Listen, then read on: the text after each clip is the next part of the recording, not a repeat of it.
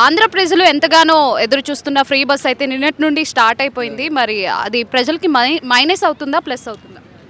ప్రజల్లో ఉంటే దాంట్లో అమ్మాయిలు ఉన్నారు, అబ్బాయిలు ఉన్నారు, ముసలి వాళ్ళు ఉన్నారు, అందరూ ఉన్నారు.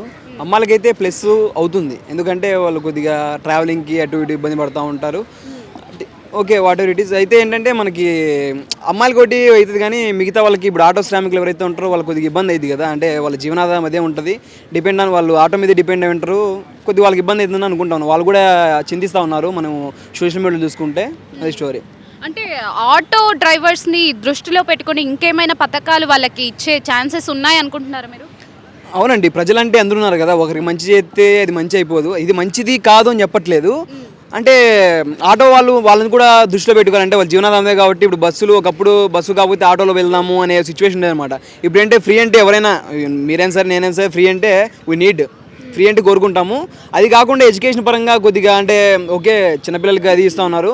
కొద్దిగా ఐటీ సైడు డెవలప్మెంట్ అవి ఇస్తే మనకి మంచిదని నేను అనుకుంటున్నాను. మరి సో తెలంగాణలో ఫ్రీ బస్ పెట్టినప్పటి నుండి ఆడోళ్ళు కొట్టుకుంటున్నారు, బస్సుల్లో కొట్టుకోవడం అవి పెరిగిపోయాయి. మన ఆంధ్రాలో ఎలా ఉంటుంది? ఇన్ కేస్ అలాంటివే జరిగితే కంట్రోల్ చేయగలదా మన ఆంధ్ర ప్రభుత్వం? టీఎస్ అయితే ఓకే, వాళ్ళు ఏదో మాట్లాడి బోరాన్ అంటే సంథింగ్ వాళ్ళ లాంగ్వేజ్ ఉంటుంది, అట్లా మాట్లాడేస్తారు. ఏపీలో అయితే బాంబులు ఉంటాయి అనమాట. అన్ని ఇంకేముండవు. బాంబులు వేసుకోవడం, బస్సులో బాంబులు అయితే బాంబులు వెళ్ళిపోతాయి, అంతే. బస్సే వెళ్ళిపోతాయి ఫస్ట్. అంటే ఈ కూటమి ప్రభుత్వం వచ్చి ఆల్రెడీ 1 year అయిపోయింది. 1 year అయిన తర్వాత ఈ పథకం అయితే అమల్లోకి వచ్చింది. మరి ఇలా చూసుకుంటే డెవలప్మెంట్ ఉంటుందంటారా, ఇలానే ల్యాక్ చేస్తారంటారా? అంటే అంటే ప్రజలకి ఉచితంగా అంటే సేవలు చేసుకుంటూ వెళ్ళిపోతే ఏముంటుందంటే మనకు ఆర్థిక ద్రవ్యకమందం అనేది ఏర్పడుతుంది అనమాట. అంటే వస్తువుకి రేటు పెరిగిపోయి డబ్బుకు రేటు తగ్గిపోతుంది అనమాట. అలాంటప్పుడు మనము ఎన్నో చేయాల్సి వస్తుంది. ఎన్నో ఆల్రెడీ వార్స్ కూడా అయ్యాయి దాని ద్వారా.